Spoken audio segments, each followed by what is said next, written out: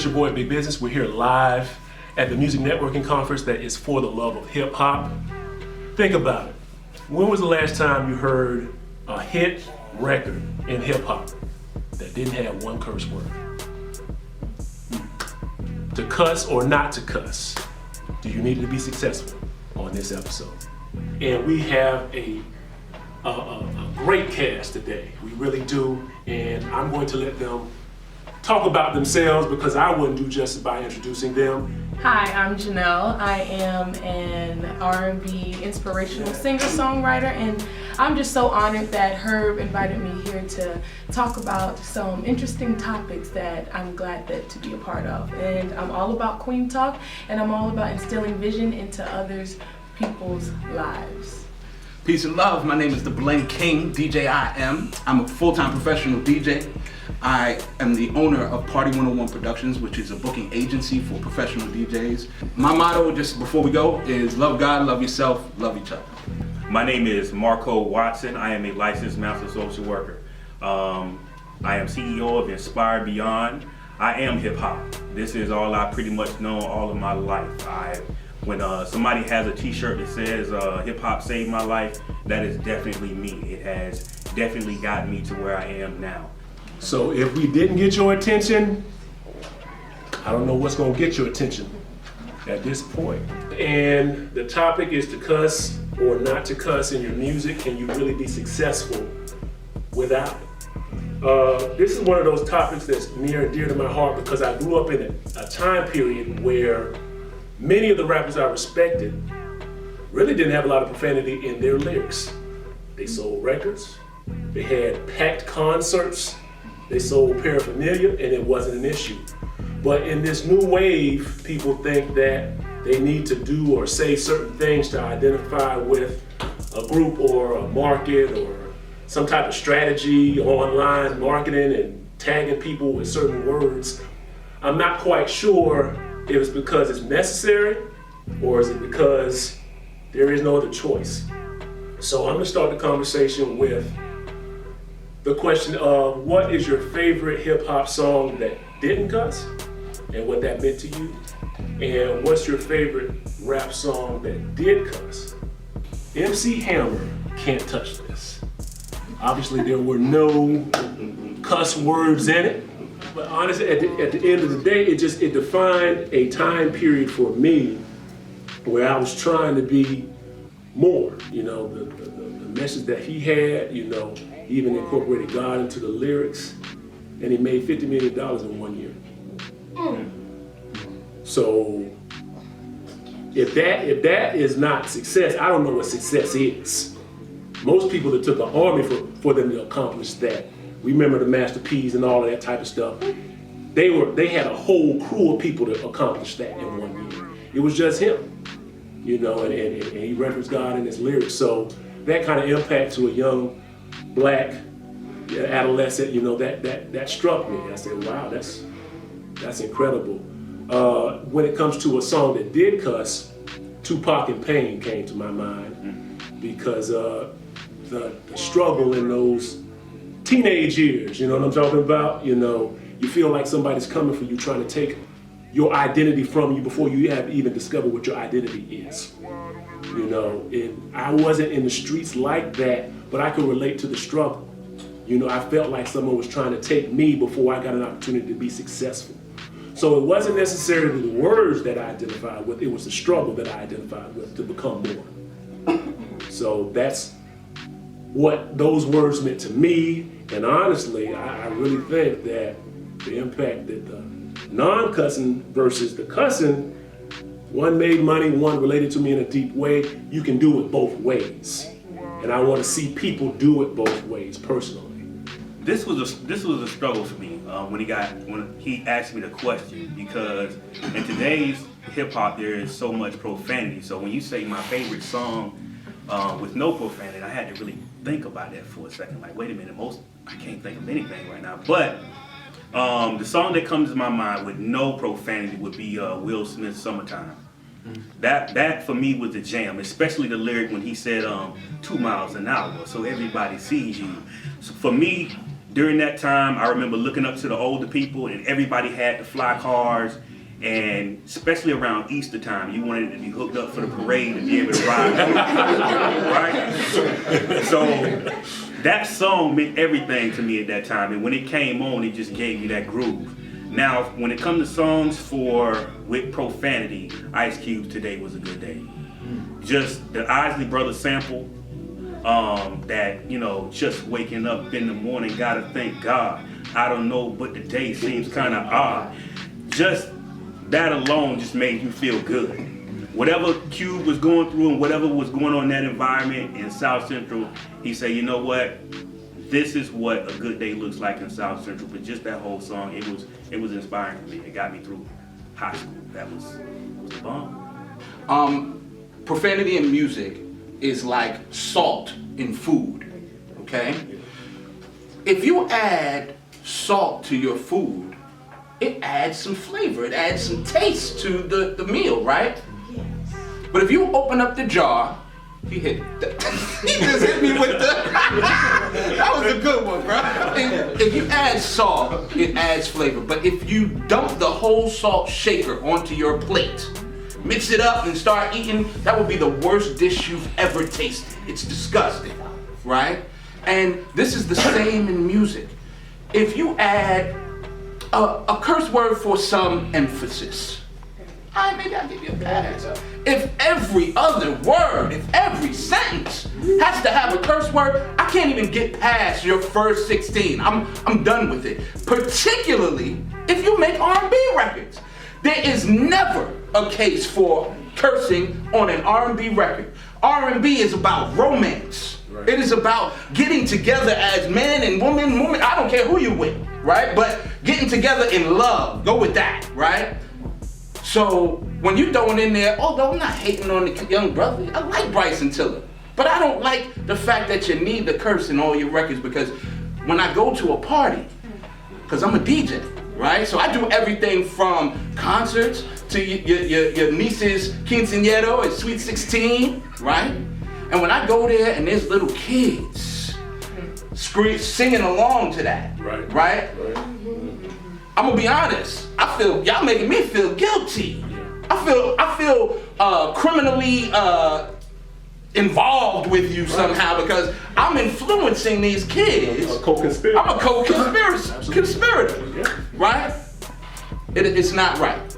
And so, with that said, though, you asked a very specific question. Now, I will tell you, I've been in hip hop since '79.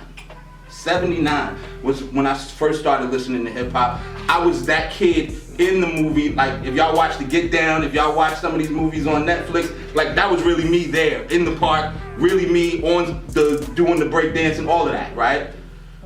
Back then, they didn't curse in records. It just didn't happen, right? And so I can name a whole slew of dope records, like really legendary hip hop joints, starting with the Sugar Hill Gang. Starting with, how about Grandmaster Flash and the Furious 5, The Message. I can add Heavy D, I can add Will Smith, MC Hammer, Rakim, Run DMC.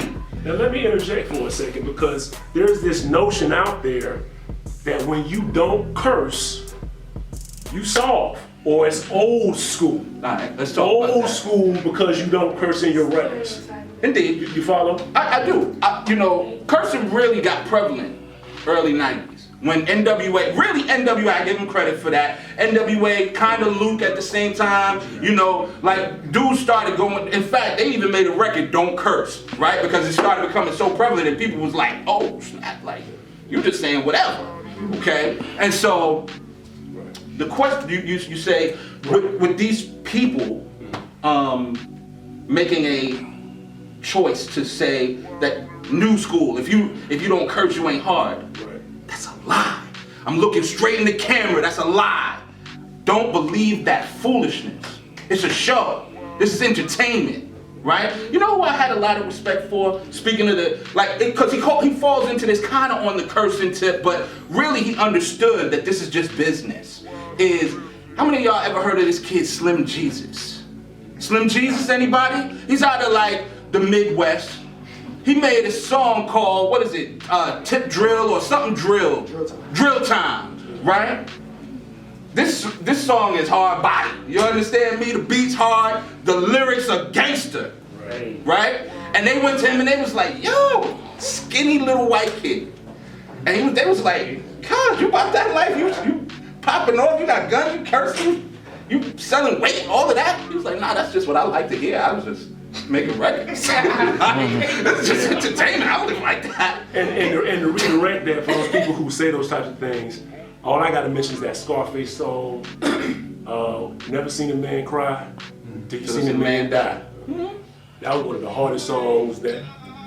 Well, it's an interesting thing. You talk about hard songs because, like, hip-hop is probably the only music genre where we really live this, right? Like, we mean what we saying. Like, most of these artists, like, I'm not just talking to you. I'm telling you my life. I'm telling you what's happening in my hood. I'm telling you what's happening with me and my people for real, right? And so, there's this credibility thing. They quickly discredited the Kid Slim Jesus because they was like, don't talk like that if you ain't living like that. But they don't hold other music genres to that standard, right?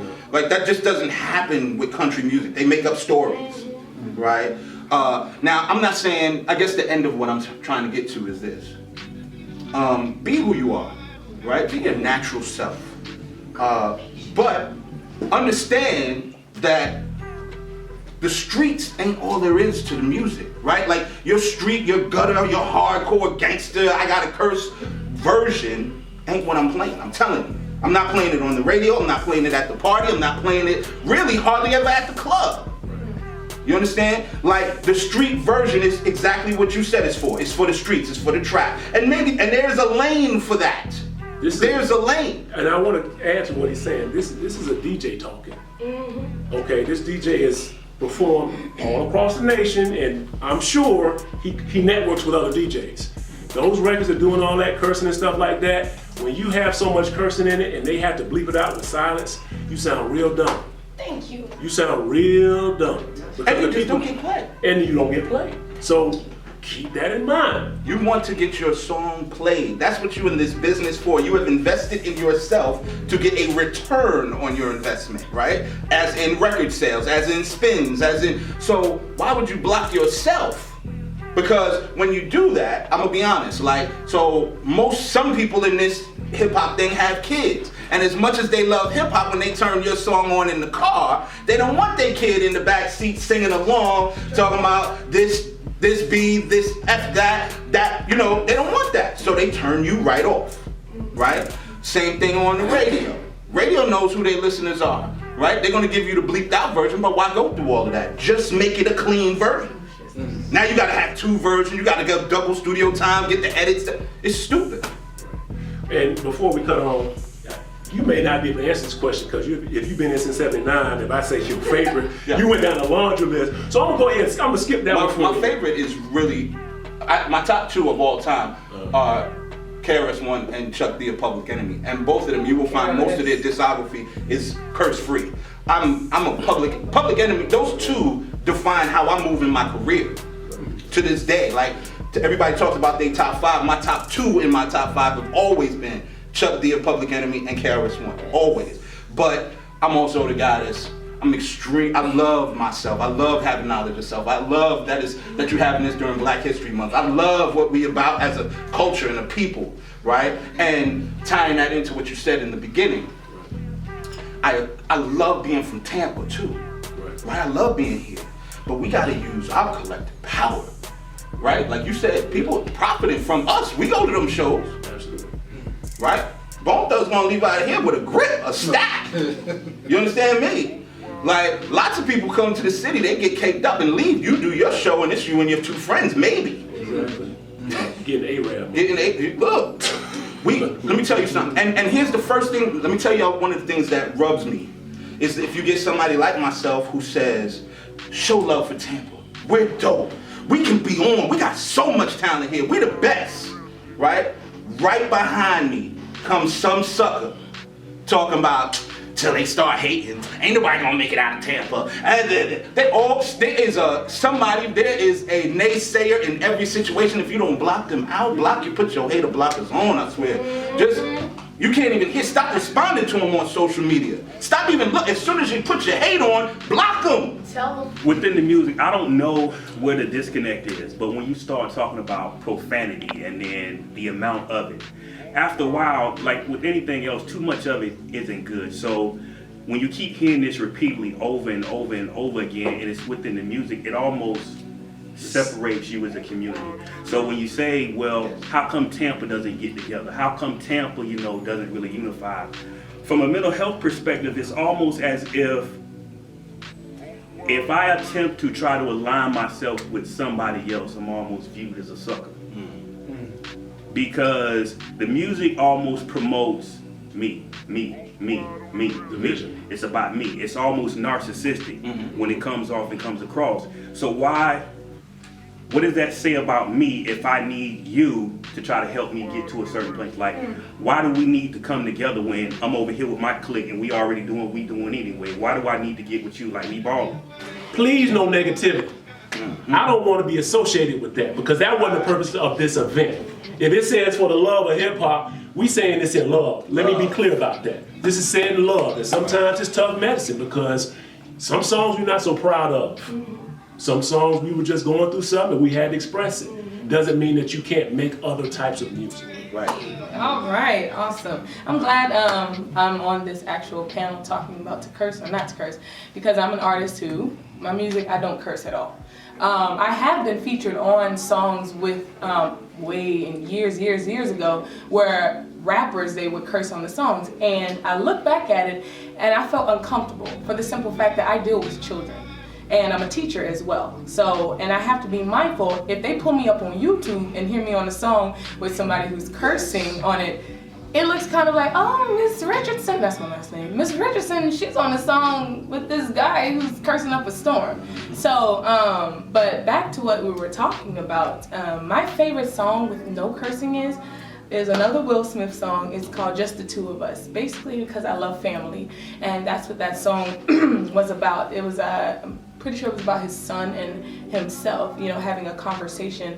And Will Smith in general, he's just so positive, and I'm a positive individual, and that's what I love to spread through music, because you never know what somebody is going through. And I truly believe that music is so powerful, and especially with what you say, it's so powerful. And that song spoke a lot to me. I was very little when that song first came out, but I'm a young buck. Gosh, but I love that one. Now, a song that had a little bit of salt. A little bit of salt. A little seasoning. A little Morton's in there. Yeah. Lauryn Hill do-wop that thing. She only had just a little bit of cursing, but I love Lauryn Hill for the simple fact that she's so empowering. And I'm all about women empowerment. I'm really about that, and I love what she does. And I love the fact that she speaks about life through music, with little to no cursing. And that's why I chose that song in particular. So when you have a bunch of men in a room, it's kind of rowdy, but when you have the presence of a female, it just evens it out. Everybody just kind of keyed in, and it's like, let me listen to this queen speak real quick, because it was getting a little bit heated. You need that balance. I don't think just in, you need it in all categories. You need it in your music, and that's going to give you a little preview about what we're going to talk about, because we have other singers on this panel, because there's a divorce between the music and what we're trying to promote. It has to do with the music. I'm not going to pretend like music doesn't influence people's actions. We could take that outside of rap, but I'm going to stay in the hip hop lane. But when you think of, I kissed a girl and I liked it, everybody want to go kiss girls now. Now then, what happened afterwards? Just think about it, you know what I mean? That music didn't have nothing to do with that. Value, worth, that's what we want to have, that's what we're trying to increase. And that can be done in a variety of ways. So, one of the artists who doesn't really cuss or didn't really cuss in their lyrics, what is their net worth? Will Smith, a lot of people said on the panel that was one of their favorite artists. Net worth is $250 million. Okay. Someone who does cuss, who everybody's very familiar with, and we actually referenced to, this was not a planned thing, but it makes sense. Ice Cube. Ice Cube makes movies. He was with NWA. Really changed the culture of hip hop and has made several movies that have been successful. His net worth is 140. So what's the relationship? Maybe the relationship is that if you are able to entertain a certain type of way, you're going to have a broader fan base and increase value to your name. Personally, that's what I think. A side point to that would be Sean Combs. Okay, he cussed, but he also had top 5 rapper of all time and used that as leverage to get loans to do what he did. You know, he went to the bank, I'm worth 50, I want 200 million. That was a smart strategy, and that's how I started Sean John and the money that's due to Rock and all of those types of things. He's worth 750 million, but realistically, we know how good of a rapper was he really. You know, it's an opportunity where he capitalized on an investment. Not necessarily the best music, but was involved in one of the persons who made the best music and capitalized on a business opportunity. It's important to differentiate. So that's the point I leave you with. You do have choices. You can make money in any variety of ways, as some of those gentlemen I just discussed, but know how to add value. And you don't need to use profanity necessarily to add value. I would say just do your thing. You know what I'm saying? At the end of the day, it's your opinion. If you want to curse, you can curse. I know for myself, because it's my opinion, I prefer not to hear songs with cursing in it. You know, but I mean, that's what's played on the radio. And just like what DJ IM said earlier, it's a lot of work on DJs sometimes when you have to bleep, bleep, bleep, bleep, a whole bunch of stuff. So why stress about it? But like I said, you can continue to do your own thing. I've heard a lot of songs with cursing that has positivity in it, and I heard a lot of songs that don't have cursing with positivity in it. But me personally, I don't think you have to, but at the end of the day, it's what you decide to do. I don't make your decision, yeah, but just be mindful of who you're trying to target to, you know. Like I said, I'm a teacher, I deal with kids, and if I hear a student, which the other day, they were cursing in that song, it kind of hurt me, for the simple fact that this is what's playing in their mind, and that's in rotation in their mind. So, yeah, do you, but at the end of the day, I don't think it's necessary to curse. Imagine if you went to grandma's house for the holidays, and you show up at grandma's house, and when you get there, she says, baby, I'm gonna play one of my old songs for you. And she comes on, and every word out of her mouth is her referring to herself as a bad bitch, how she was a thot, and what about these fuck niggas, and this is grandma's house. How are you gonna feel when you look at grandma from that point forward? Now, fast forward your life for a second, because that's going to be you in about 20 years, right? 20 years from now, you are going to put on your music at the house. And what your grandkids gonna say, right? What they gonna, when they hear your mouth, how they gonna look at you from that point forward? Now, as for me, I would love for what I leave as a part of the hip hop culture and in the world to make my children, my grandchildren, myself proud, right? So whatever you're putting out in the universe, I hope that whatever it is, it's making you proud. I don't think that you need to curse in order to be successful in hip hop, and I would in fact encourage you not to, because you are directly influencing the generation that's coming behind you. So your sons, your daughters, your baby niece, nephew, everybody, those little kids that you saw when you was at, walking down the street, and they singing your song and then referring to themselves as a nigga or a bitch or a hoe or a thot or any slew of the curse words. It's just not a good look. We bigger than that. We better than that. And that's what's real hip hop. Not that other foolishness. That's just media marketing. And once you get knowledge yourself, you'll know that don't have nothing to do with hip hop. Hip hop is about us and uplifting us. From a therapeutic standpoint, profanity is empowering. When you stub your toe, what's the first thing that you say? Shit. It's a way for us it's a way to bond sometimes. Like if you got a friend that's telling you a story and they saying this is what I went through, Damn. what do you say? Damn, well that's some bullshit. It's a way for us to bond sometimes. The problem is what we spoke about earlier is that in overabundance. And when we start talking about cuss words, what's the root of cuss? Curse. What does it mean to curse somebody? We joke and say, you know, in the Caribbean islands, somebody putting a voodoo curse on somebody. But think about the energy and what you really putting out there. Just be a little bit more responsible with the words that we choose. We have voices on the panel. I am honored and humbled that y'all took time out of your busy schedules to come. And you definitely did it for the love. Yes. And this is what real hip hop is all about.